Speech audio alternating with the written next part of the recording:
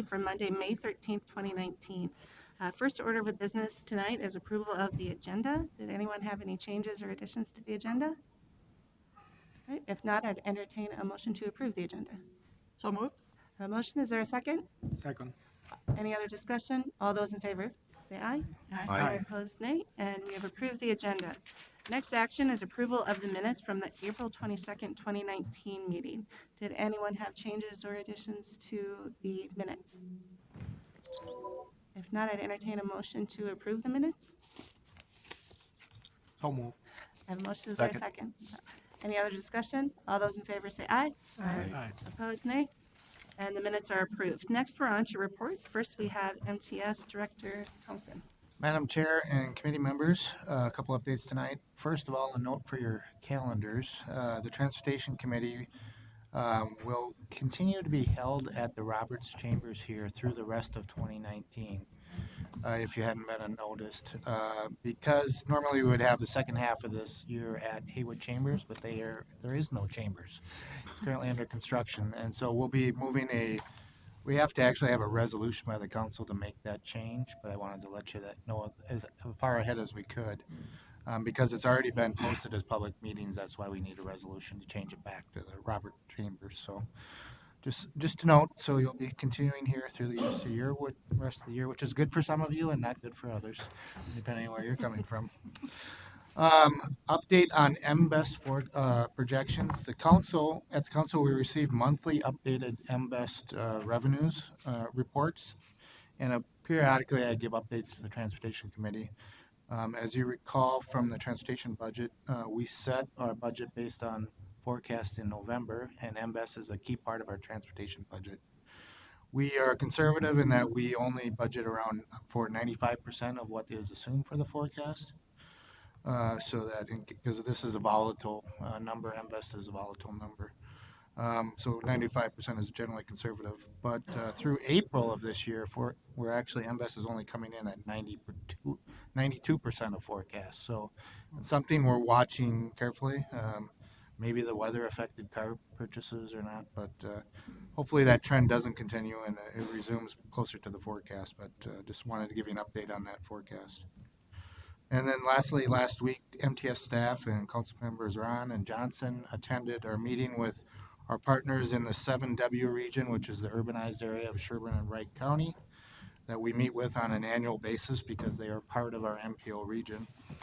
A lot has changed since we met with them last year. There were 3 major projects that actually received funding from that region, 169 and Elk River, and then 2 projects on I-94 that had been priorities of that region. So it was a very positive meeting because they weren't asking about priorities for funding, because a lot of the priority fund projects that were funded had come through in the past year. And a lot of those projects are ones that actually came out of our planning process through various regional studies. So it's good that those projects are moving forward. In general, our agenda this time was around big data and the data that the council has for using for planning studies and employment flows and understanding where traffic is. And not surprisingly, a lot of the people who live in those urbanized areas of Sherburne and Wright County commute into the 494 and downtown Minneapolis. So it was a good kind of sharing of information regarding that. So with that, Madam Chair, I'd stand for any questions. That concludes my report. Okay. Any questions for Director Thompson? Okay. If not, thank you. We'll move on to General Manager Questor. Thank you. Well, we had earlier announced a record day of ridership during the Final Four Monday, but we had a record month of ridership for April. I believe between the blue line and the green line, we provided over 210 million rides during the month of April, and that is a record for any April that we've had before. What was the number? What was the number again? 2 million. 2,200,000. Thank you for asking again. I correct the record. That's a lot of rides. Also want to mention that we met with a delegation, an advance team from Austin, Texas today. The leadership team from Metro Transit met with this advance team regarding their upcoming intercity visit to the Twin Cities in September. We participate in the Twin Cities here in intercity visits, where you bring leadership from around the region and bring them to other cities to see how other cities are accomplishing their work and have special interests in what other cities are doing that might be ambitions of your cities. And Austin, Texas is coming to Minneapolis, Twin Cities area, for the second time. I think the other time they came was around 2010. So they have lots of interests, including transit interests, and that included mode selection. They have a special interest in bus rapid transit. I think they've had difficulty getting approval for funding for light rail, but they are especially interested in bus rapid transit. They're interested in bus electrification, of course, and by September we'll be able to show them how it's working on C line. We're excited to do that.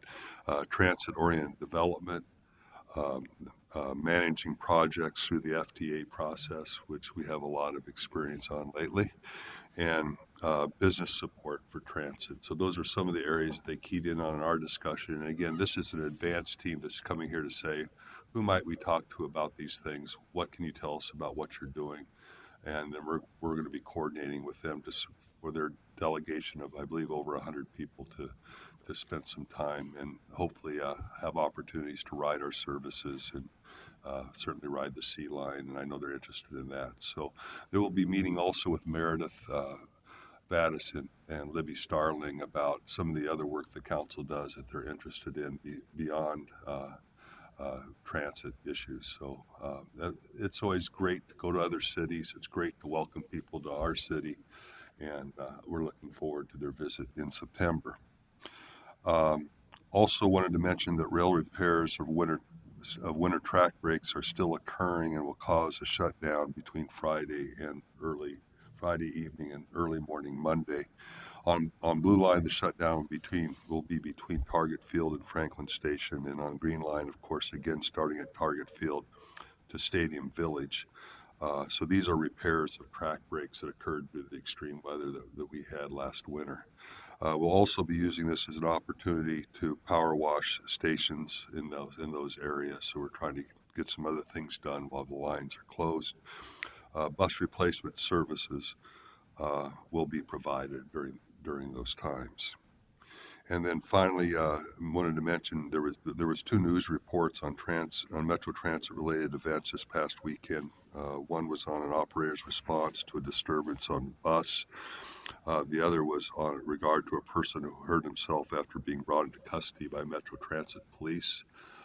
We have sent emails out to council members regarding both of those cases, and I want to mention that when issues like this occur, or news reports are anticipated from incidents maybe of some time ago, we try to inform the council chair, and we inform the transportation committee chair directly, and then we generally send out emails to council members to try to keep them up to date. Oftentimes, not all times, but oftentimes these issues involve investigations and they have protected information status during that period of time. So keep that in mind as we share email information with you. That's all I have. Any questions for our general manager? Councilmember Sterner. Yes, I just had kind of a question regarding the Austin coming up for like the buses, and what's the plan for electric versus other fuel sources buses as we go forward? Are they all going to go electric, the new ones, or does it kind of depend on ridership and such? Madam Chair, Representative, Councilmember Sterner, we have a plan for electrifying the system over a period of time. We have a lot of work to do in evaluating how they're going to perform in our climate, how they're going to perform under different route situations. And so we have in our procurement plan, which is available, which we can maybe report back to the council with again sometime, but it shows that we're planning to procure this many buses, and this many of them will be electric buses. And we show each procurement over time till I believe in 2022, and don't quote me on that, but I believe we start assuming that we're going to procure all electric buses after that. We know that technology is advancing. but we haven't tested performance on our current conditions yet. So we have that in our plan, and that's intended to show a commitment to electrifying our system. But it's also a phase in because we have a lot to learn, and that may need to be adjusted based upon what we do learn. Okay, thank you very much. And just to add to that, we did have a presentation towards the last part of 2018 about that, and that could be something kind of to be sent out or brought back here. A big part of the C line is incorporation of some electric buses into service there, which is going to tell us a lot about how that next step in the plan will actually be rolled out. Okay, great. All right, any other questions for General Manager Koister? All right, then we will move on to business tonight. There are no items on the consent agenda, so the first thing up is 2019-104, and we have Steve Mohawalt here.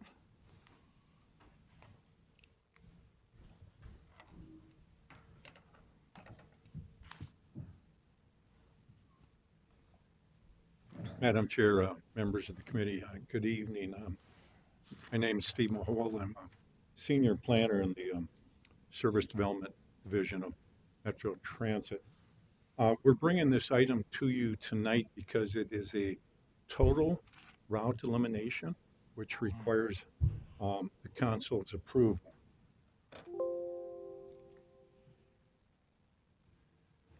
Route 614 is a local route that operates in Minnetonka.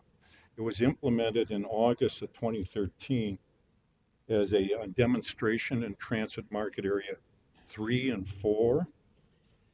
It operates weekday hourly service between Minnetonka Heights and Ridgedale from about 5:15 a.m. to 6:55 p.m. We did have Saturday service when we started this in 2013. We discontinued that in 2015 due to low ridership. I should note that Minnetonka is an opt-out community.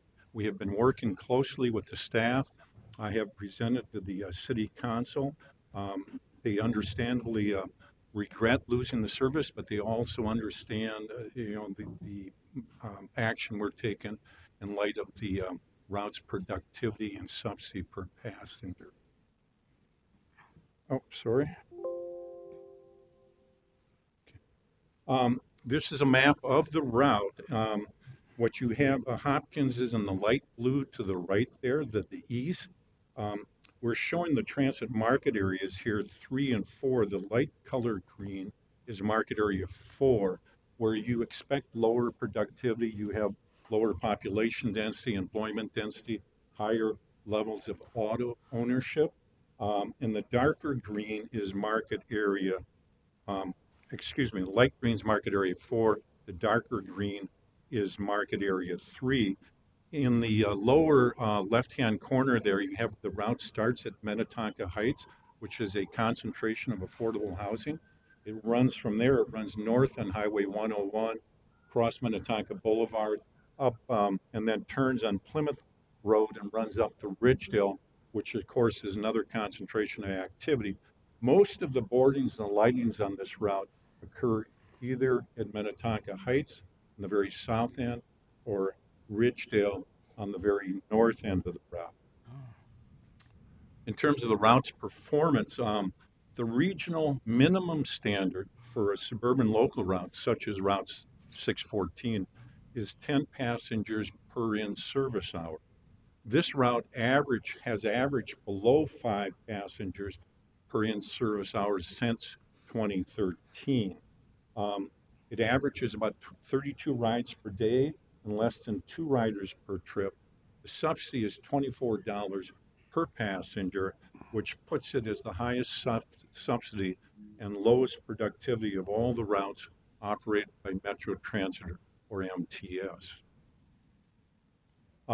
If approval is given to eliminate the route, there will be alternative service available on TransitLink, which is the region's dial-a-ride type service. That'll be available that is available 6 a.m. to 7 p.m. throughout the region. Dial-a-ride services are for areas where regular route service is not available.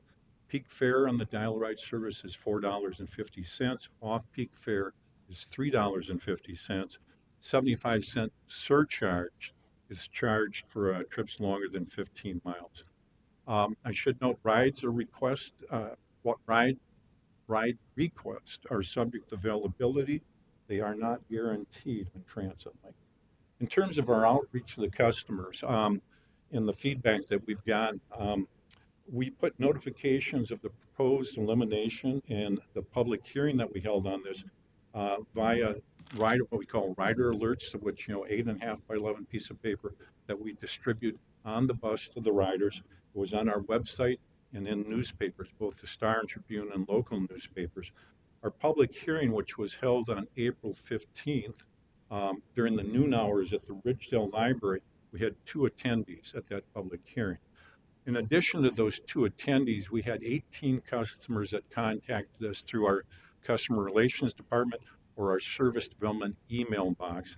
Of those, 7 stated they would not be able to get to work without the service. We had 2 employers call and say that their employees or their employee would not be able to get to work if the service wasn't there. We had 1 individual that stated they could not get to school if the service was not there. We had 8 regular users note the inconvenience to them of not having the service if we didn't have the service. And we had 1 person who recommended route changes to increase the ridership. The next steps, we will provide all the customers that contacted us with notification of the decision. If approved, the last day of service would be Friday, August 16th. And if in that case, we'd be putting out rider alerts on the buses again, make sure everyone's getting the word.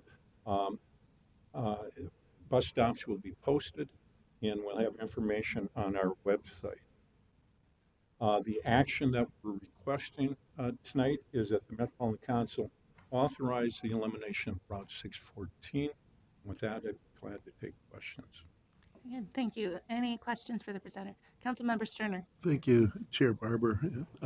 Sir, I just was wondering, notice like the overall route from 5 in the morning to late at night is like 2 riders average, but are there certain times that are 8 riders here and 8 riders there where you could shorten the service or have it less, but right, still make it? Excellent question. And we did go in and look at that data on the trip level, and it's pretty much 2 riders per trip, except for the fact there's a 4:20 p.m. trip that starts at Minnetonka Heights and goes to Ridgedale, and that's got 5 to 6 riders on that. And of those employees that have told us that if they don't have the service, they can't get to work, a good 4 of those riders, if not 5, are on that 4:25 trip. Now, the issue with that 4:25 trip, of course, is it's in the peak of the peak. And there's no available buses, alternatives. Sometimes we can run a trip off on the fringe of the peak, but these folks are right in the peak of the peak. Other than that trip, everything's averaging about 2 riders, maybe a couple times. You have a trip maybe in the midday, 3 riders. It's an excellent question. All right, thank you. All right, any additional questions from Councilman? Councilmember Atlas and Goodson. The person who reported not being able to get to school, were they a high school student or a college student, or just to school? Do we know? Thanks for asking that detail. Madam Chair, members of the committee, the call actually came from a mother of an autistic, she has an autistic son that catches the 614 at Ridgedale, coming off, I think, the 645. And this is in the PM going to this school right over by Minnetonka City Hall. A follow-up question. Is the dial-a-ride service an option for folks like that, or is it not guaranteed so they can't rely on it for something like work or school? Again, excellent question. The dial-a-ride service is not guaranteed. They can do standing orders, unlike Prime, where you have to call that day. They can do standing orders, but because of demand, it's not necessarily guaranteed.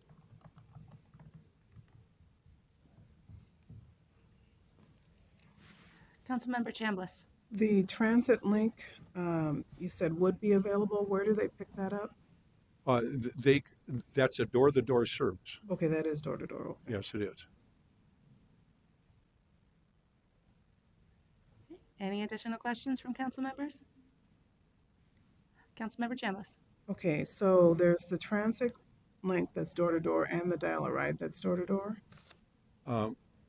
Madam Chair, members of the committee, council member, transit link is, and could I hear the question one more time? So Okay, under the alternative service page, correct? it says that transit link is available from 6 a.m. to 7 p.m. and that dial-a-ride service for areas where regular route service is not available. Dial-a-ride, because there's regular route service now on the 614, that dial-a-ride service, which is transit link, okay, we label it Okay. regionally as transit link, is not available. If the 614 is eliminated, okay, there's not that regular route service available, so transit link, the door-to-door service would be available. Thank you for that clarification. Any additional questions? Councilmember Cummings. Thank you, Chair. Where is the closest route that to this one that is being eliminated? Where would that run? Madam Chair, members of the committee, Councilmember Cummings, there is peak period service, I should mention, from Minnetonka Heights, okay, to downtown. There's also peak period express service that runs along Minnetonka Boulevard. In terms of off-peak service, I think what you're speaking of, it would be at Ridgedale, we have all-day service running along 394 and picking up in the Ridgedale area. And then in Hopkins, I would say, and also we have a local circulator at Ridgedale that runs down County Road 73. So that would be the closest service. So Hopkins I would say Ridgedale and Hopkins would be the closest local all-day service. Councilmember Cummings. And just to follow up, are those routes pretty secure as far as ridership goes and guaranteeing that they won't be eliminated as well? Are they pretty solid?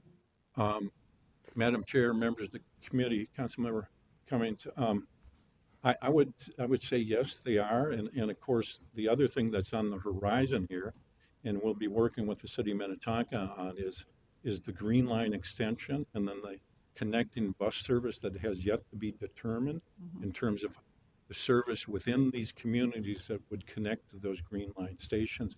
In terms of the Hopkins service, yes, I would say it is. And the Ridgedale service, yes. Thank you. Any other questions? If not, then I'd approve, or I'd request a motion to approve item 2019-104. So moved. Second. Any other discussion? All those in favor say aye. Aye. Opposed, nay. And the motion is approved. Thank you. All right, next up, we have item 2019-108, which relates to the Metro Gold Line. And we have Charles Carlson and Chelsea Johnson. Thank you, Madam Chair. Charles Carlson, Director of Bus Rapid Transit Projects for Metro Transit. I'm pleased to introduce Chelsea Johnson, who's the environmental lead on the Gold Line project. She is leading all the environmental aspects of the project, and this business item relates to those processes. Pleased to introduce Chelsea Johnson. Thank you, Madam Chair and committee members. Just read the proposed action that the Metropolitan Council adopt Resolution 2019-6 that authorizes access to property for survey, environmental testing, geotechnical investigations, including subsurface utility engineering, and archaeological investigations in accordance with Minnesota Statutes Chapter 473 and 117. So a little bit of background. The Gold Line is currently in the FTA New Starts project development phase. And during this phase, project staff and consultants need to access specific properties along the corridor to conduct survey to determine specific locations of buildings or trees, as well as environmental testing, which is specific to contaminated materials that we may need to manage during construction, geotechnical investigations to advance our project design and engineering, as well as archaeological investigations to comply with Section 106 of the National Historic Property Act. GPO has been pursuing right of entry from owners on a voluntary basis, and we've been pretty successful over the last year doing this.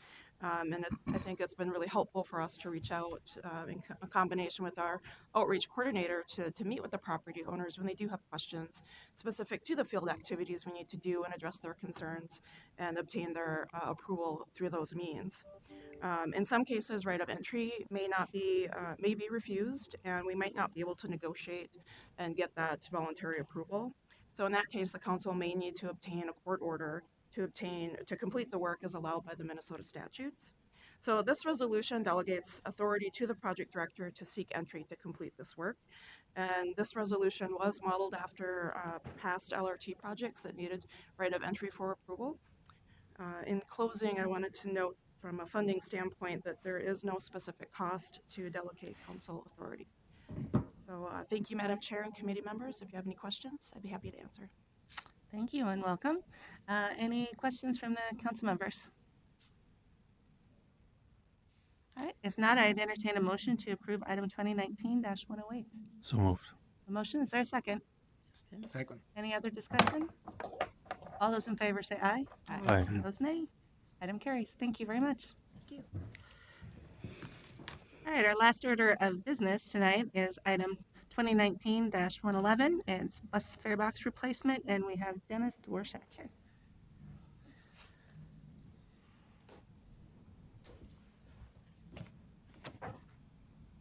Welcome.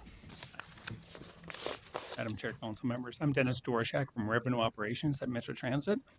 The item before you today is a resolution to purchase 110 fast fare bus fare boxes. This equipment will cost about $2 million for the first year, when we're requesting 4 additional one-year options for additional fare boxes not to exceed $11 million for a total of $13 million. A little bit of background on this. Metro Transit collects about $19 million a year currently in the bus fare boxes, and we're expecting to collect about the same amount in future years. MTS and regional providers also collect fares with the same fare boxes. The current fare boxes are now over 27 years old, and they're no longer being manufactured, and the spare parts are really hard to find, if we can find them at all. We're requesting to purchase the latest generation fare box, which is compatible with our existing system right now. We've been doing a pilot test since August of last year, and these fare boxes have proven to be reliable. What we're asking for is to phase in this equipment over a period of about 7 years. If we phase this equipment in, we can use the same infrastructure that we have right now, the same vault station infrastructure that we have right now, the same back end, the same software that we're using right now for maintaining ridership. This saves us overall cost of the upgrade. The fare boxes are compatible with the existing fare collection system, allowing for a mixed fleet of both the new and the old style. So we can phase these in over a period of time. We don't have to make the whole transition all at once. The plan allows for a seamless transition for our transit customers. The cost of the new style fare box is surprisingly about the same as the current fare box, the old style fare box that we have right now. We're paying about the same amount of money. So, Madam Chair, council members, we request approval of this proposal to upgrade the bus fare box fleet. I'd be happy to take any questions at this time. Thank you. Are there questions from council members? Councilmember Chambliss. Yes, I'd like to know, are there any special or additional features that the current fare boxes don't have? Madam Chair, council members, yes, this is a very good question. Yes, we can grow into these fare boxes. There's a lot of features that we can turn on these fare boxes in the future. There's scanning capabilities where we can use barcodes. We can in the future we can use our credit card systems. These are technologies that are capable of being turned on in the future. They're not included in this purchase, but yes, these are future-facing fare boxes. Madam Chair, one more Councilmember question. Is there a future option to provide change? Madam Chair, council members, we wish we could provide change for our customers in the fare boxes, but that would require us to add change to each fare box each night. And right now, that would be insurmountable task for us to do it for over 1,000 buses. We would have to add change to the fare boxes. We do that for our ticket vending machines, as you know, right now. We go through about $20,000 to $30,000 coins per week, just giving change to our customers, and we have to buy those dollar coins from the bank. We'd have to do the same thing for the fare boxes. Councilmember Gonzalez. Yes, actually, it's more out of curiosity that you indicated that the current system is 27 years old. Madam Chair, council members, yes, the current system is about 27 years old, yes. Is that because there was no need to upgrade it? I mean, was it that good, what we purchased 30 years ago, that it didn't require any changes, or the technology hasn't changed enough? Or can you just explain? Yeah. Absolutely, yes, Madam Chair, council members. Yes, we've used these fare boxes. We actually really like these fare boxes. They do what we need them to do. They're kind of our workhorse right now. It accurately counts the fare box, our cash right now. It swipes, it issues transfers. It does pretty much everything we need it to do, but it's at the end of its life. So we've skipped a couple generations. There's been 2 or 3 generations of fare boxes that we've leapfrogged over right now. And in fact, if we could assure that these fare boxes would be supported in the future, we would keep using them. Thank you. Madam Chair. Yeah, sorry, Councilmember Zarin. I have a question. How is this going to impact our rider experience? Is this going to be seamless for the riders, or is this going to improve things? What's it going to do for our riders? Madam Chair, council members, that's a very good question. It's going to be a little bit of a mix. As far as transfers, there's a swipe capability on these fare boxes where the customer will take right now, as you know, when you get your transfer, you have to dip it into the fare box, it reads it, and it spits it back out again, and then you move on your way. This fare box allows you to just swipe. The transfer never leaves your hand, so you can swipe as fast as you can. So that feature is an advantage, and it's going to allow the customers to move past that fare box a lot faster. But on the other hand, this is a validating fare box, and all validating fare boxes throughout the system right now, anywhere that we go, will be validating fare boxes, and that takes a little bit longer. Our customers right now are used to putting in 2, 3, 4 bills at a time, folded bills, whatever it takes. The new fare box needs to be like any other vending machine where you have to put in one at a time. So that's going to slow things down just slightly, but that's just going to be a matter of training the public and a public information campaign to have your bills ready and feed them in one at a time. So that's going to be that part is going to be a little bit of a challenge for us, but we're prepared for that. All right.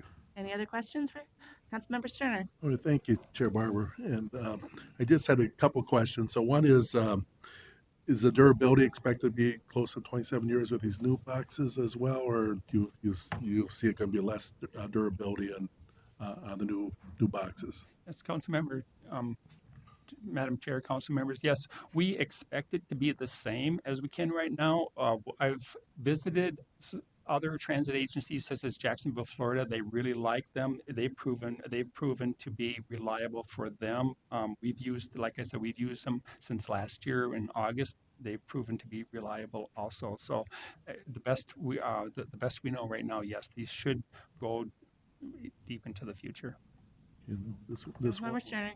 Just one more, and then I was wondering, when you were looking at fare boxes, did you look at all the possible manufacturers as far as possibilities before you made the purchases or request to make the purchase? Madam Chair, council members, yes, we did. We looked at a lot of different fare boxes. A lot of them were similar, but the determining factor in going to this fare box, it allows us to phase the fare boxes in over a period of time because it's compatible with our same systems that we have right now. The other fare boxes are similar to similar features that we have right now, but we would have to do a complete transition like over a weekend, which is right now our funding wouldn't allow that because that would be maybe $15-20 million over one weekend. And this allows us to phase it in, and then the customers will slowly get used to, like we were talking about, the validating fare box as opposed to the registering fare box. Okay, thank you. All right, any other questions from council members? All right, if not, I will entertain a motion to approve item 2019-111. I'll make the motion. Motion's the second. Is there any other discussion? All those in favor say aye. Aye. Opposed, nay. Thank you very much. Thank you. All right, so next thing is to determine what goes on to the consent agenda. I would say that all three items tonight could go on the consent agenda to the council. Does anyone have objections? Councilmember Atlas Ingwertson. I guess you'd say it if you did, but you're comfortable with the 16 or 614 going on the consent agenda. Okay. Very good, so we will do that. Next, we are on to information items. First thing is regional solicitation. We have Steve Peterson here.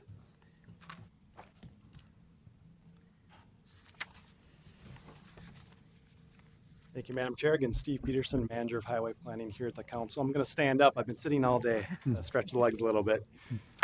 We wanted to provide an introduction to the regional solicitation as we're in the midst of a process and give you an update on what that funding is all about and how the Council can be involved. Okay, so first of all, what is the regional solicitation? It's the process to allocate federal funds that come to the region. There's two sources. One is Surface Transportation Block Grant Program, a very long acronym, STP is what a lot of people call it. That's money that comes directly to the MPO because we are a metro area of over 200,000 people. The second is the CMAQ dollars, Congestion Mitigation Air Quality, and that is about $30 million per year, and that also comes to the region because we were will certainly be coming into a maintenance area for CO. So this is a process that goes every 2 years, and we're picking projects not for in the immediate future, but for 4 to 5 years down the road. So this upcoming regional solicitation cycle will be selecting projects for 2024 and 2025. Seems like a long ways away. But one of the hallmarks of the process is it's both transparent, very open process, and technically data-driven scoring system. So those are some of the hallmarks that TAB and the Council have really relied on over the years. And the federal dollars pay for up to 80% of the total project cost. The local units of government that apply for these fundings are required to bring local dollars to the table to match those funds. There is a strong linkage to regional policy, and so we look all the way back to Thrive and the outcomes that are in Thrive. We tie those to the Transportation Policy Plan goals. That ties into the regional solicitation criteria, and then the scoring measures that are used to select projects. And then in the end, the intention is that all those projects are consistent all the way back to the Thrive outcomes. And actually, one of the qualifying criteria that we do ask of applicants is that they document their consistency with the regional plans, including the Transportation Policy Plan and some of the other plans that are approved by the Council. Here's the general application category. So we have 10 different application categories for the regional solicitation that's shown in the bottom third of the page here. And so they're really based on 3 different modes. One is roadways, and then we have 4 application categories underneath that. Those being roadway expansion projects, generally your interchange type projects, and 2 to 4 lane expansion projects. Reconstruction, modernization of existing roadways, traffic management technologies, which is the signal retiming and other ITS or intelligent transportation system type projects, cameras and other dynamic message signs that you see out on the roadways. Then lastly is the bridge project. So those are reconstruction and rehabilitation of existing bridges. The second column there is bicycle pedestrian facilities. 3 categories there: multi-use trail and bicycle facilities. So both your traditional off-street trail as well as on-street bicycle lanes. Pedestrian facilities, which are sidewalks generally geared more towards the downtown areas and activity centers. And then safe routes to school. These are the infrastructure projects within a 2-mile radius of schools, generally sidewalks and other crossing improvements. Last category is transit and travel demand management. The far right side, transit expansion. So those are brand new routes or expansion of an existing route. transit modernization. So those types of projects might be heated waiting facilities or better stops, better stations, other things to make an existing route even better for transit riders. All the money that goes to the transportation management organizations, the TMOs, is funded out of this pot of money. So their base level funding comes out of the regional solicitation, as well as a smaller pot of what we're calling innovative TDM projects. Those are seed money essentially for new ideas to come to the region. We've had bike sharing, car sharing, electric vehicle charging, all sorts of projects like that. Telecommuting, marketing, that comes out of the innovative TDM. And lastly, at the top of the page, we do have a special category for other new ideas, unique federally eligible projects. So if you don't fit into one of these 10 or so application categories, there is another avenue to make an application to TAB, and we'll talk about one of those projects that was funded here in last January. Any questions there, Madam Chair, before we move on? Any questions from council members?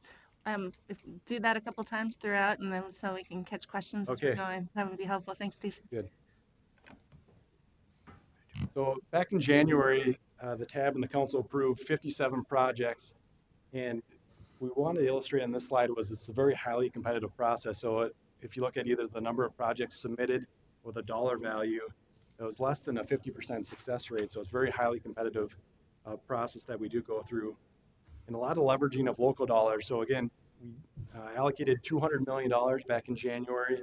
That leveraged another $200 million. So that's $400 of new investment onto the system coming up in 2022 and 3. But there is that unmet need that we talked about too. So the total request from all the projects, if you add those all together, is $419 million. That would have leveraged almost another $344.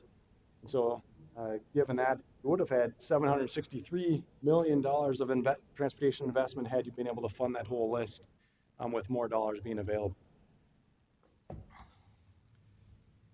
Here's a map of those 57 projects where they were through the 7-county region. The different symbols indicate different types. So the red circles are roadway projects. The green triangles are bicycle pedestrian projects. And the yellow is our transit TDM projects. And so investments were made in all 7 counties, which I think is quite remarkable. And moreover, the 57 projects were an investment in 37 different cities and townships. And you remember, geographic balance, or where the project is located, is not part of the scoring measures or criteria that we use to select projects. So the fact that out of 57 projects, 37 different cities and townships had some level of investment is quite remarkable. And then we did have those 2 unique projects that I wanted to circle back with. The first of which was a $4 million award by TAB and the council, and that was for the city of St. Paul's request for our car and electric vehicle charging stations, and then our car sharing vehicles. So a project in both Minneapolis and St. Paul that was matched with a $4 million investment from Xcel Energy as well as the local partners. So that was a project we had a lot of discussion about over really several months, but in the end, TAB council made a decision to make that $4 million investment out of the $200 million that was available.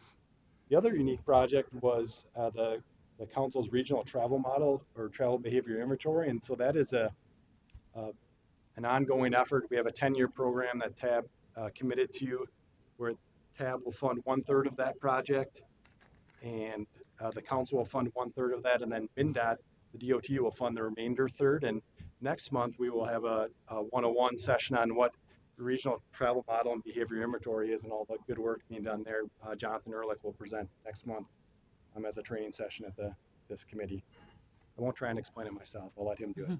1 month's time. We did make project lists and maps available by council districts. So again, these projects are several years away. So knowing about where these projects are located, we thought it'd be very important for council members as you go out and meet with folks.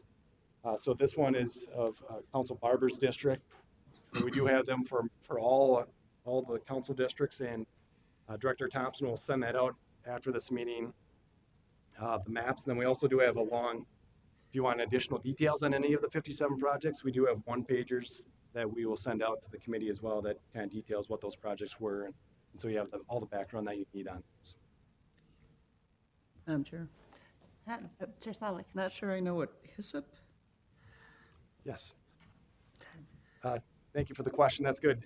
HSIP, Highway Safety Improvement Program, and we have a few slides coming up to get into what that program is too. But good catch at the bottom of the slide. Thank you. All right. Well, we're paused here. Anyone have any other questions right now? All right. Go ahead, Steve. And just to give you a few examples of the projects that have been funded or that were funded here in this past January, we highlighted a few examples for you. One of them was a $7 million award. That's the maximum at this current time. That was given to the city of Minneapolis for reconstruction of Hennepin Avenue. A lot of people have driven between Hennepin Avenue, between downtown Minneapolis and Lake Street to the uptown area. So this will be a full reconstruction of the roadway and much better pedestrian improvements and crossings. This will be coupled with a Metro Transit grant as we move towards arterial BRT on that corridor. So improving the existing stops to better stations to better serve one of the busiest routes in the entire system, actually. So that's one example or two awards that were given out in January. Another one from Scott County. This was a nearly $6 million award for a project going into the Ports of Savage industrial area off of Highway 13 just south of the Minnesota River. So if people have been down there, very heavy truck traffic going into the Ports of Savage, especially certain times of the year as the grain moves towards that area. So it was very difficult for trucks to cross into that Ports of Savage area. So they're building a grade separation, so a bridge with essentially on-ramps, almost an interchange type facility there to better facilitate the truck movement. It's going to be much safer for the general public and for trucks moving in and out of the industrial area. Moving on to transit, project by Minnesota Valley Transit Authority, MVTA. This was an extension of the Orange Line. So the Orange Line, stops in Burnsville. So this would be an extension of that service to test out the market there to extend. I guess it would go through Burnsville Center to the heart of the city to the terminus of the Orange Line once it opens up. So good smaller project there from MVTA.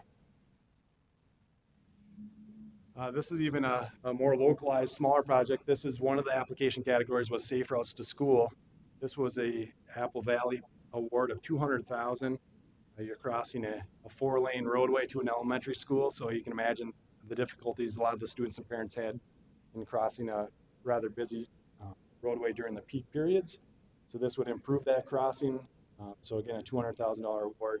I know we've heard from Apple Valley they're going to be quite happy about receiving this improvement, even though it's not $7 million, just $200,000, but certainly going to make a big difference in that community. Councilmember Chambliss. Thank you. I have a question about the activated crosswalk. Can you tell me about the configuration of that crosswalk and what makes it safe? Sure. Thank you, Madam Chair and council members. So this is a high intensity activated crosswalk or a HOC signal. So it's for mid-block crossing. So this isn't a normal intersection with a traffic signal with a crosswalk. This is a mid-block crossing. So if someone approaches the crossing, they would hit a button and essentially would notify drivers that they need to stop for pedestrians crossing the walk with various lights and other things. So thank you. That's the improvement that's going to be made there.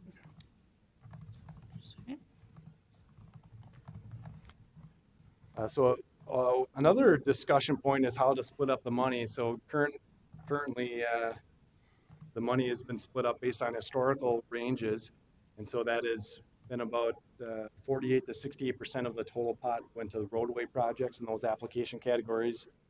22 to 32% went to transit and TDM, and then 10 to 20%, which is between 20 and $40 million, went to the bicycle and pedestrian facilities. So this is something that we'll discuss before each regional solicitation cycle. Again, it's based on historical average, but TAB always has some discretion to move within those ranges or outside of those ranges, depending on the types of projects and the amount of projects that come in through the application period. Again, the prioritizing criteria, these are the kind of large concepts and ways that we pick projects. And then within the criteria, we have more detailed measures that the applicants fill out, but a few of them that we wanted to note here are the role in the regional transportation system, usage, so the more users that you have and the more new transit riders that you have, the better your project is from a scoring standpoint. Equity and housing performance. So equity was a new measure and criteria that was brought in back in 2014. And we continue to work on that and better ways to measure that and score that and see the results of equity in our investments. Infrastructure age, so older projects and older roadways and systems have a priority to be replaced over other ones. Congestion reduction and air quality, that's needed to prove compliance with the federal CMAQ dollars because you have to show that there's an air quality benefit and congestion reduction to those projects. Safety, one of the key hallmarks of the Transportation Policy Plan. Multimodal elements and connections. So particularly on the roadway projects, that's worth 100 points out of 1,100. And that 100 points has really changed people's mindset as far as their application. So almost, I think every project that we funded from a roadway standpoint has either had a sidewalk along it or a trail or better crossings. And now applicants, they just assume that's what they need to do on their projects to get them funded. And I think that's a nice success story of the regional solicitation. Then risk assessment, then cost effectiveness. Are we getting the most bang for our buck for our investments? Councilmember Atlas Ingebrigtsen. Is this a good time for a question, or? I think it is. It is. Okay. I have two questions, but one, I'm wondering if you could share what are some of the current measures being used for equity and for housing? Sure. Thank you, Madam Chair and council members. So we have two current measures. The first on equity, your question, there's a couple parts to it. Number one is the location of the project. So are you located in an area of disadvantaged populations, either from a racial or economic standpoint? And there's different geographic areas that we can talk about, maybe another meeting for what those are. And then more importantly is what are you doing to affect the project? What are the benefits? And then maybe if there's any disadvantages of the project, what are you doing as an applicant to mitigate some of those negative externalities?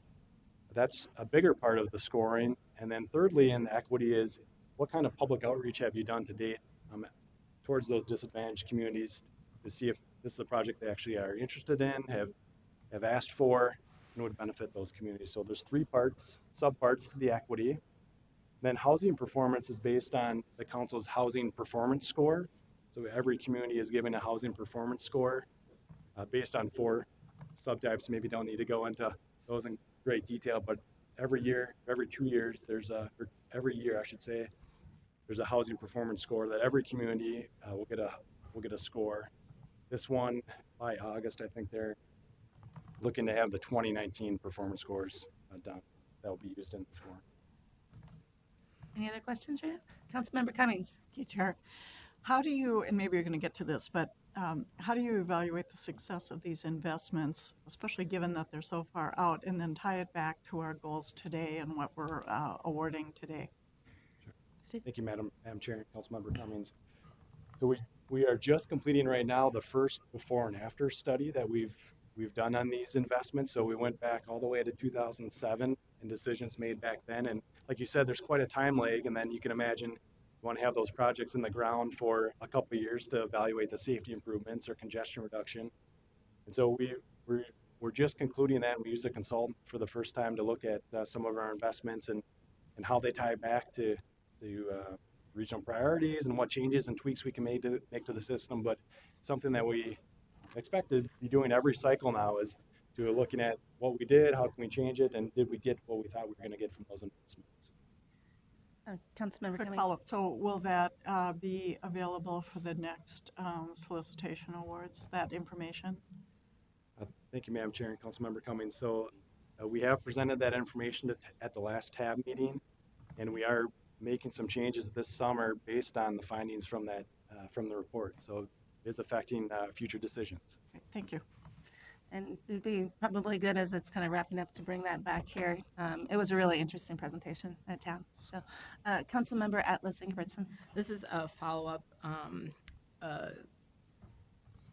Couple things. One is I'm wondering, is there a way that we are or can we collect the information we're learning as the communities are addressing the rubrics around equity so that we're learning and have like an understanding of how that has shifted or changed over time, I think would just be valuable information to be able to look back at, and whether it's to generate new rubrics or to share with other communities to learn from. Thank you, Madam Chair and Council Member. So we've seen even since 2014, I think a dramatic change in the way applications are being filled out for equity, and even the scoring measure, we've gotten a lot better in the last 3 cycles. That is one of the 3 probably key items that our policy work group with Councilmember Barber and Cummings are working on at the current time. We'll talk a little about that in a few slides coming up here, but we continue to work on it, and I think it's both a short-term and long-term goal to continue making progress on that measure. Just one follow-up, and I'm not sure that you know the answer to this, and maybe someone else does, but I'm just curious, of all of our communities, do all of them have a complete streets policy? Do you know how many, or do we know what that sits like for the communities we serve? Director Johnson? Madam to Chair, put you on the spot. I would assume they do not all have that, but I guess that's something we could follow up on and get a better answer to you. I think, Curious. yeah, Madam Chair and Councilmember, I think particularly with the comp plans that are coming in right now, we're going through each of those to see if they have certain facets maybe beyond the requirements, and one of those is a complete streets policy. So probably by the end of the summer or early fall, a better sense of that. But there's not a great deal of communities that probably have adopted those yet. It's my hunch. Thank you, Steve. So we'll look into it and see if there's additional information we can get to support that. Right. Any other questions before we move on to the? All right, go ahead, Steve. Thank you. Okay, to wrap up the presentation, last few slides here. So the scoring process is done by technical experts. So this is quite an effort here by our staff to organize this. So we bring in over 50 technical experts. Those are people from both MnDOT, the counties, the cities, parks agencies that are really experts in their particular field. And they are the people that actually score the applications, and then they have several meetings where they get together and discuss the methodology and make various changes. And then the applicants do have an opportunity to appeal their scores. So it's kind of a slow, arduous process, but there's kind of various checkpoints with the public and with appeal opportunities where people can, if they made a mistake somewhere along the way, it can get changed and modified as we go through the process. But a lot of different people are part of the process, which I think why we have good buy-in so far. The funding decisions, what we did want to point out, the second to last bullet point there, geographic balance is not part of the scoring measures. We talked about geographic balance and where the investments are going throughout the region quite a bit, but it's not part of the scoring measures. But when TAB gets to looking at, we have ranked lists, we have 10 ranked lists out of 1,100 points, and how far you go down one list or the other list is dependent on several factors: how many projects applied, where there's a natural scoring break. And another one is the geographic balance. Last time, for instance, Washington County, people thought they were maybe perhaps a little bit light on their investments, so that we went further down one of the scoring or one of the application categories to make sure they had an investment, which was the Bielenberg Bridge, a future gold line investment. So there's a lot of things at play here that TAB and the council look at in making their final project decision. So it's not purely just a technical scores. We often get asked about the TAB and council roles for the regional solicitation. So we're going to be, over the course of the summer and fall, coming back to this committee to talk about it. We also have 2 members on our policy work group that's been established. So that has 2 council members as well as 7 or so TAB members. And we're going to look at a few structural issues related to the regional solicitation this summer. One of those is transit. So do we have to take a look at the types of application categories and how we're funding transit? The second is unique projects. So we had that St. Paul Our Car sharing project. So we wanted TAB asked us to put some more parameters on what a unique project is, because it's a pretty wide-ranging topic, could be any number of things. The third is then equity is perhaps the third question that's going to be talked about with the policymaker work group. So that's one kind of input for the council. Along the way, we're kind of listed some various places where we'll ask for input or concurrence on the project list. And you'll see that over the next several months and years, really. Another successful part of the regional solicitation is kind of the continual change and updates. So we do sensitivity analyses. So we look at how much does each measure affect or not affect the final score and what projects get funded or not. And equity is one of those that we look at. We survey everybody, and then we'll get a lot of feedback from the various committees. And so that really is those are the inputs to make changes for the next cycle. So, and that's happening this summer. So we hope to release the next application, which is the 2020 regional solicitation cycle, for public review here in September. The applications will be out next February through April, which is a little bit sooner than we had this last year. We're trying to get the word out to applicants that we're moving it back 2 or 3 months. Then we did have a question from the chair here about the Highway Safety Improvement Program, HSIP. This is, again, is federal dollars that come to the DOT that administers it, but the council is involved in various ways. So that goes, those are smaller projects. The maximum award there is $1.8 million. The total project can exceed $2 million. And so that's really geared towards reducing fatalities and serious injury crashes. That's the whole goal of this federal program. So a lot of the cable median barriers that you see on the freeways were funded through this program. There's pedestrian improvements and crossing improvements at dangerous intersections that have been funded, roundabouts, lighting, wider shoulders, all these very specific safety improvements. And we found in that before and after study that we did was we had a lot of great success stories that came out of this HSIP funding pool because it was so targeted towards the safety improvements on our system. Here's a map of, there's 2 application categories for HSIP. One is proactive projects, so you don't have to show a crash history for proactive. Those would be more like the cable median barriers. The reactive projects are places where you've had a crash history, where you can show a crash history and then how your project will improve the crash types that occurred at that intersection or that corridor. Then to wrap it up, I did want to introduce the project team. Elaine Kasukos is the tab coordinator. Joe Barbeau was here, senior planner, and we're also led by Amy Benowitz and Nick Thompson. We're highly involved with us all levels of this process. So thank you for your time. Take any additional questions you do have. Thank you.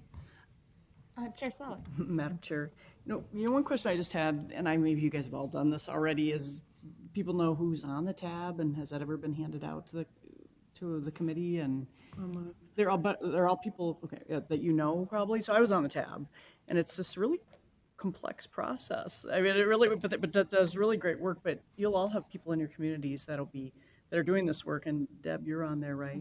Yes. And then is there one other person? We're going to have an alternate. The council has 1 seat. Okay, being appointed, and then the work group. I know Molly's on there, right? Correct, and Riva is actually an alternate for that, so that we make sure that we.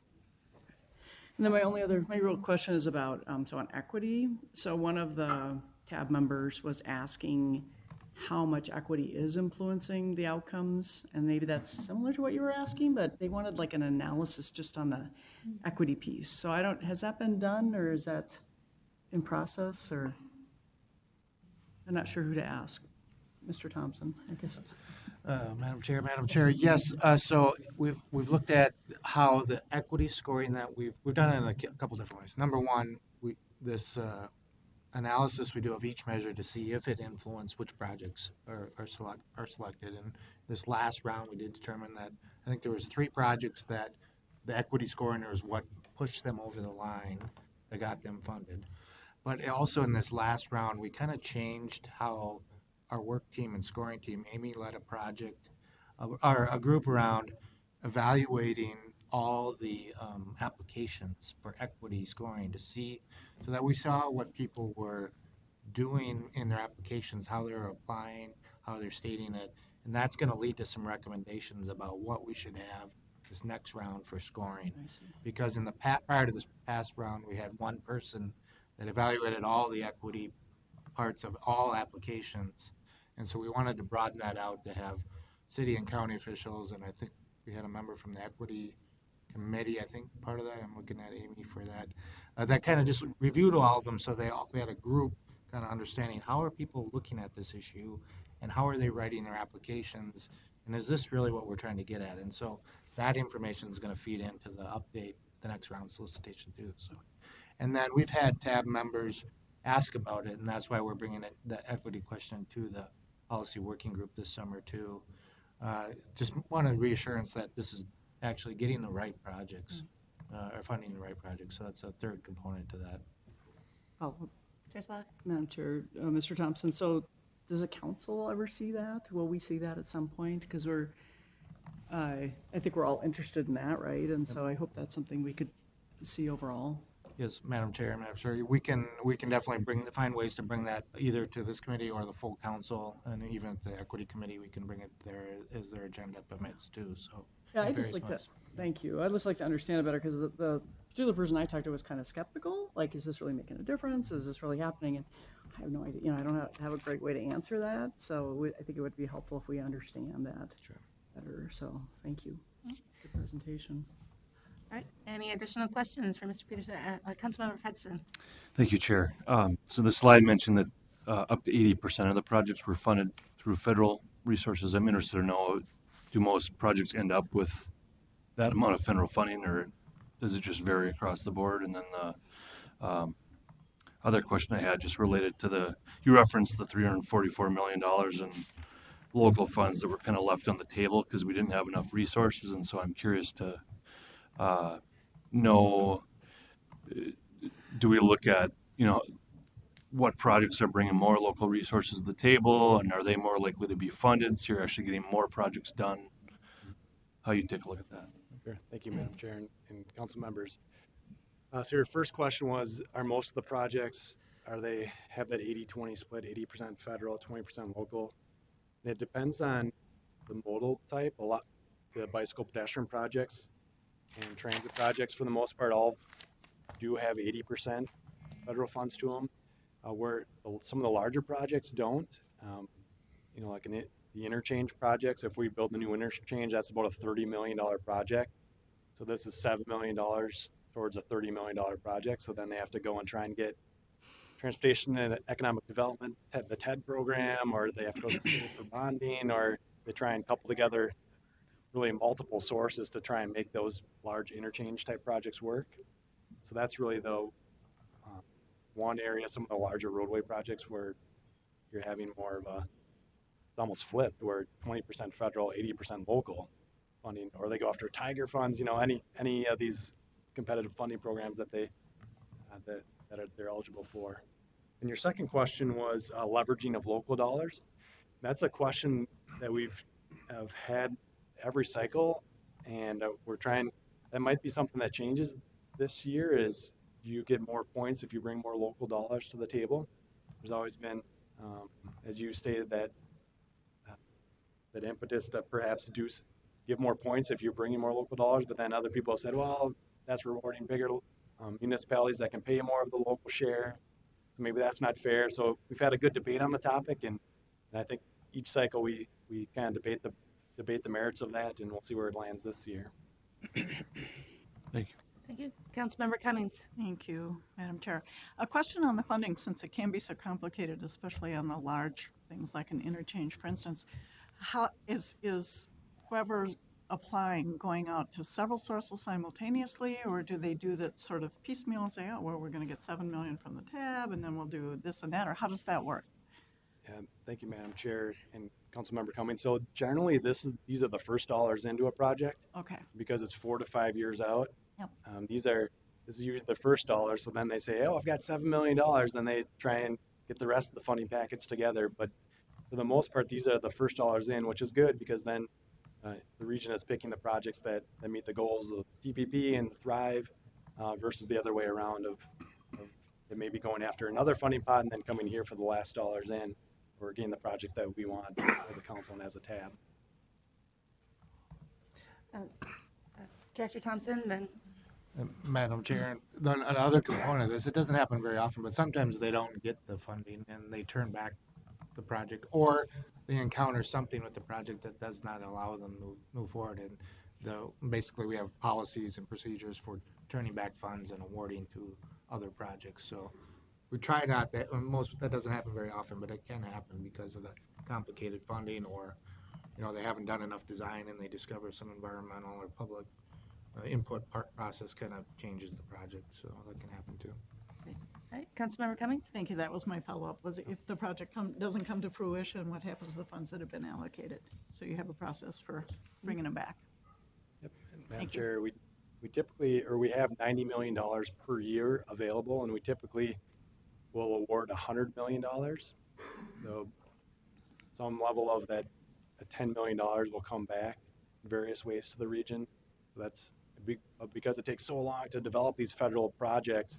You almost have to have more on the front end, knowing that you lose some along the way. But you never want to give money back to US DOT because then it gets reallocated to other states. So that's the goal, is to use every last penny. Thank you.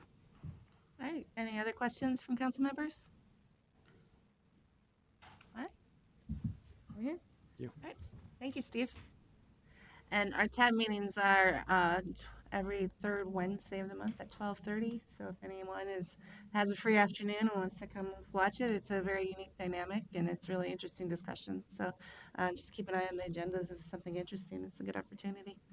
All right, next we have a presentation on the Sea Line, and we have Gutierrez Bell and Bruce Howard.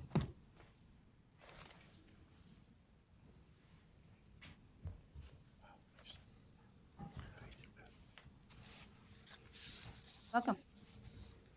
Thank you, Madam Chair and members of the council. I'll do like the last gentleman, stand up, sitting all day long.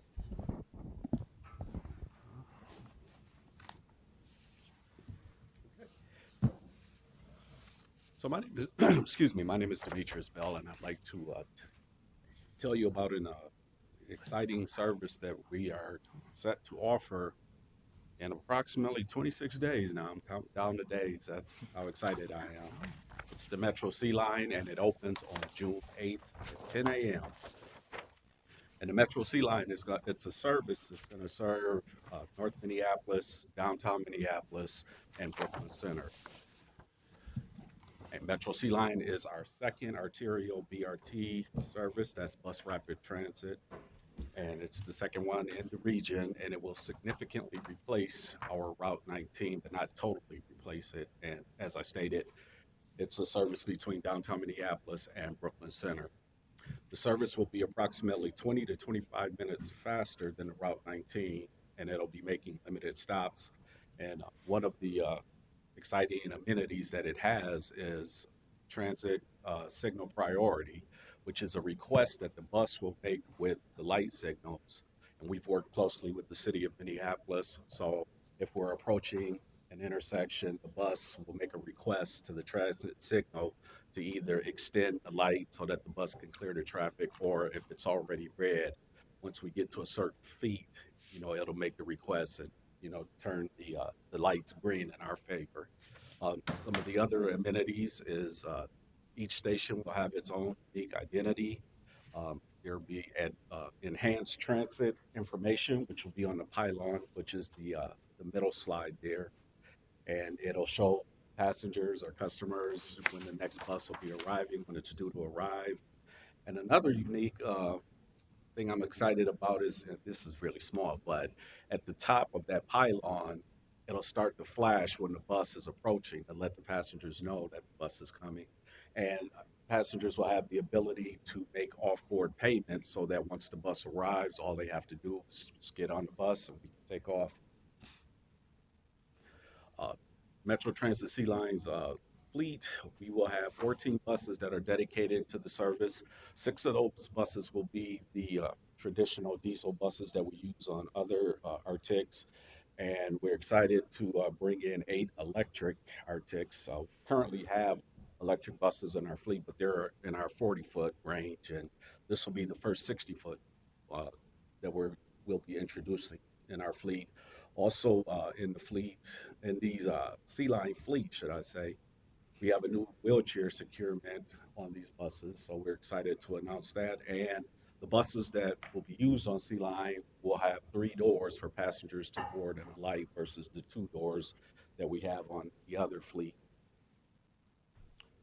One of the another amenity about our electric buses is if you look at the slide on the top left corner there, those will be the chargers that we'll use at night to charge up the buses. And then once the buses are out on the street, they'll have the ability to charge up to about 20%. And if you look at the slide on the bottom there, that's what the early edition of the charger on street looks like. It's not complete. It was erected on April 29th, but the finished product will look like that slide that's on the top. And just to let everyone know that our operators have received extensive training. There's some new nuances that they needed to be trained upon. And like I said, one of the things is the new wheelchair securement that we have, the Quantum. All of our operators that pick the route will receive this training. They'll receive a classroom training, and then they'll go out and drive the corridor to see, what it's like, and for them to test out the TSP signal, that feature that we have. And with that, I will turn things over to Bruce Howard to talk about our opening day. Very good. Thank you. And I apologize for mispronouncing your name. No problem. My mom chose a very So good afternoon, Madam Chair and council members. I'm Bruce Howard, Director of Customer Services and Marketing at Metro Transit, and I'm going to spend the next couple of minutes talking about our marketing efforts on the new Sea Line, and then talk a little bit about events going on opening day, which of course is June 8th. So our marketing started in earnest really back in February when we had an event to announce the arrival of our first electric bus. Maybe some of you were there on that beautiful but kind of sloppy February day out in the Haywood parking lot. And the governor was there and Chair Slovic, and we announced that the Sea Line would be opening on June 8th. So it was a lot of fun. Since that time, we've been looking for all kinds of events that we can tie into to announce this Sea Line opening. We had another one last Wednesday night, actually over at Penn and West Broadway. The Blossoms of Hope Shelter, which is part shelter, part public art. I don't know how many of you have seen this, but there's the photo of it down there on the right-hand side of that slide. We actually had a relighting of this shelter. So this shelter was put up sometime before May 22nd of 2011. If you remember that date, that was the date that tornadoes ripped through North Minneapolis. And at this particular intersection, there was significant damage, but this shelter stood basically, well, with the exception of some broken glass, unharmed by that. And people began to say, wow, that's a miracle that that shelter stood that storm. And that's where the name came from, this Blossoms of Hope Shelter. And last Wednesday night, in weather that was not great, we were over there and we had the relighting of that shelter. So if you go by today, you'll be able to see it all lit up like it is there in the photo. Another thing that we're doing is we're actually working to name all of our buses.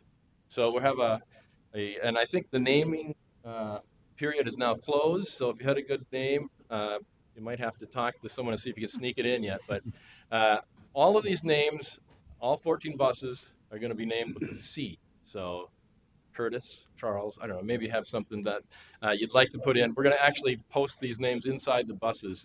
It's kind of a fun way to get the community involved. And then we've been doing lots of other community outreach and up and down the corridor, preparing for the Sea Line. As far as advertising goes, we are using our Metro Transit assets that we have. We're putting station clings. These are like big mats that go out onto the station floors. Maybe you've seen some of those green line or blue line stations advertising that the Sea Line is coming. We're using all of our on-vehicle assets. So we have bus backs and bus sides, social media as well. We've been pushing out lots of information about the opening of the Sea Line. We're also working with KMOJ, which is an important radio station in that corridor. Their studio is actually located up there at Penn and West Broadway, and they've been real helpful in promoting this. We're underwriting some of the programming, and that's allowing some of our staff to be out there and to do interviews on that radio station to talk about the Sea Line opening up here on June 8th. We're using ads in the Star Tribune. We're geo-targeting some digital ads in that corridor as well as just general PR as well. So now, on the day of opening, June 8th, there'll be a ceremony up at Penn and Lowry, starting at 9:30.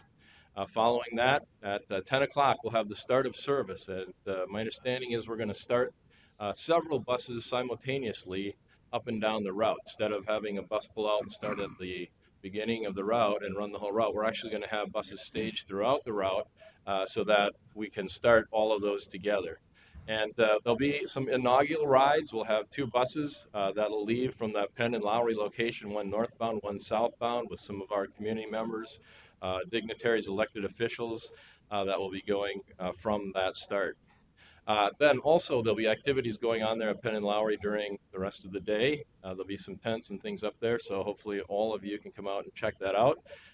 Then up at BCTC, or the Brooklyn Center Transit Center, we also have some activities going on there. There's a farmer's market close by, which will be directing people up there and working with the city to promote that area as well. We will be doing free rides on the C line, so not the entire system, but on the C line on Saturday, Sunday, and Monday, opening weekend. So if you want to come out and try the system, now's the time. You can ride it for free Saturday, Sunday, or Monday. And we're also looking at a few other possible community events to tie in with here. As I mentioned, the free rides, we'll have ambassadors out there to assist our customers on the free ride weekend, and also out on the first day of revenue service, which is Tuesday morning there. Again, we know this is going to be a little bit different from the Route 19, which is in that corridor. It's going to be off board fare payment, and so we'll be out there to assist customers when they come up to the stations. And then we'll continue to do some advertising following the opening, again with our partner KMOJ, using our own Metro Transit assets and digital ads, as I mentioned before. Just wanted to give you a quick look here of a graphic. We just recently added these lightning bolts. We thought we needed a little more snap out there. So actually on the 8 electric buses, you'll see the green lightning bolts on here. They'll be on there for about a year. And then it's a little hard to tell here, but on the back of those electric buses, there is a back ad for Xcel Energy, who has been one of our partners in this endeavor. And they've got the backside of those buses announcing our partnership with Xcel. And then finally, here's some additional looks at the creative that we've been using. And if our technology works here, and Greg can gin this up, we'll see if we can get a radio spot to play here that we've been doing on KMOJ. So do I need to do anything here, Greg? The new Metro Transit C Line is on the way. Beginning Saturday, June 8th, the C Line will give riders a faster connection between Brooklyn Center and downtown Minneapolis. For riders along Penn Avenue, the C Line will change your travel experience. It's the region's newest bus rapid transit line with bigger buses serving brand new stations. Starting June 8th, the C Line. It's fast, frequent, all day, and all yours. Learn more at metrotransit.org/C Line. So with that, Madam Chair, council members, we'd be happy to take any questions. The new Metro Transit. Well, frequency is the key to advertising. This is true. We're consistency of message. Councilmember Atlas Ingebrigtsen. Thanks for this. Quick question, and this is maybe a question about just an opportunity for marketing or not, but I'm happy to hear that this is not a true statement, but I'm just curious about the selection of location. Bus Rapid Transit is going in all over the region. In North Minneapolis, we suffer from a lot of air quality issues. In fact, when we were doing appointments, one of our applicants had talked about a cancer diagnosis due to air quality as a North Side resident. And so I'm just curious, are we in any of the messaging, or if it's an inappropriate thing to say, because I don't want us to ever say anything that's inaccurate, to talk about how this is a part of a commitment of cleaner air in a part of the city that historically has gotten often smog. Yeah, Madam Chair, council member, that's a very good point. And I know overall we've been talking about the electric buses and adding those to our fleet, and talking about how we're building out that electric bus program. Specifically with the C line, I don't know that I can point to anything, but I'm gonna go back and look and see what we have. And if we don't have something about that on our website, we'll put more out there on that, because I think that's a good point. Yeah, just like I said, I don't want us to say anything that's not true, but I also think that it's important. It's an investment and not a diesel burning bus in an area that has a lot of bus traffic. So there's got to be some win in that for the community, and it'd be great to point to that as a part of our commitment to doing better in communities that have been adversely impacted by air quality. Just no problem. It's a good point. one follow-up question. Am I right about this, that BRT buses have charging and Wi-Fi on board? Is that right? Madam Chair, Council Member, yeah, we the boarding or the charging that we have, as I illustrated in the slide, is they'll charge overnight at the garage, and then when they're on the street, they'll charge at the Brooklyn Center Transit Center. So. I believe she's talking about phone chargers and stuff. I believe the Oh. C-Line buses have them, but A-Line do not. Yes, the C-Line buses, our electric ones, will have phone chargers, so that's another amenity for our customers, and we're excited about that. So we're moving in that direction as we purchase new. I would just say also for an area of the community that can really benefit from both phone charging and Wi-Fi, that's another great thing to highlight in messaging. That's it. Councilmember Fredson. Great, thank you. First of all, congratulations. So I live 3 blocks off the A line, and it's just a game changer. And so I'm really excited for all of the growth in the BRT plans.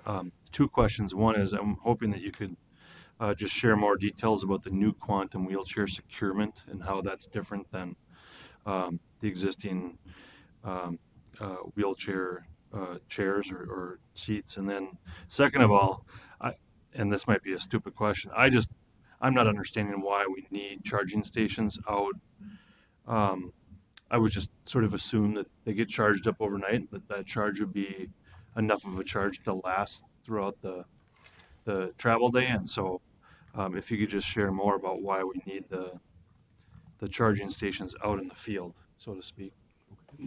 Madam Chair, Council Member, the charging that the buses will receive overnight, it would take it up to about 94%. To our understanding, they'll never be at 100%, but they don't need to be at 100% to operate. And we can't let them get below a certain percentage or else, the bus won't work. So, the danger point, for lack of a better term, that we'd like for the buses to get at is 20%. So when the buses pull out, they'll be like at 94%, and then they'll lose probably 20% each trip. And the corridor that the C-Line is going to serve is about a 17-mile corridor.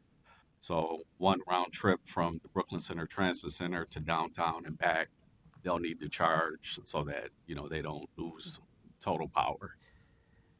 And to answer your question about the quantum, it's being used in other parts of the country and in other parts of the city as well. There's private providers that already have it.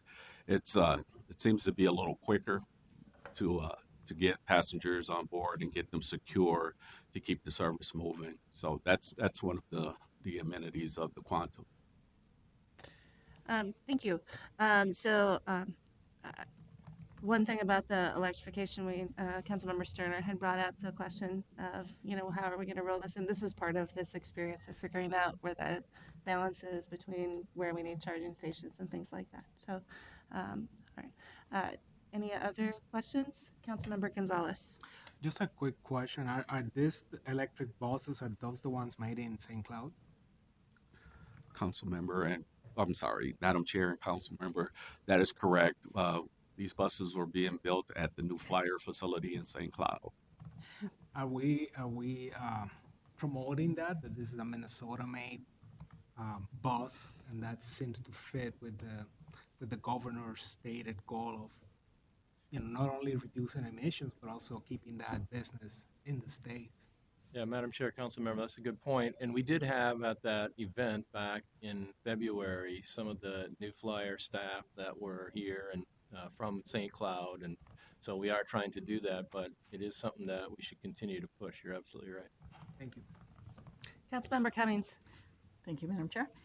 Just a question of curiosity. I would think that it must be really, really fun to drive the new, exciting, amenity-filled electric buses. So is it a matter of seniority, or how did you determine who gets to drive and is trained to drive these buses? Madam Chair, Council Member. Our operators, they pick their work based on seniority. And, what we've experienced in the past is whenever we roll something new out, some of the more senior operators take a wait and see approach, but I've had the opportunity to take a look at the current pick that they're about to pick for. And surprisingly, a lot of our senior drivers are interested. So, like I said, we have electric buses in our fleet. They're the 40 footers, but I think that's one of the things that may have deterred some other people from selecting the Sea Line is because now we have the 60 footer and there's a lot of unknowns, a lot of things that we'll learn, as we go. So, Thank you. you're welcome. Any other questions for the presenter? All right. Madam Chair, can I just add one more thing? I did bring some of these Sea Line lanyards with, so if somebody wants one of these to start promoting the Sea Line opening, I'll leave some of them here so you can grab one tonight, or we'll get them to the rest of the council members as well. Very good. Thank you very much. All right. With that, council members, our business and information items are done, and so we can adjourn. Do I have a motion to adjourn? Motion to adjourn, Chair. Is there a second? Second. Any other discussion? All those in favor say aye. Aye.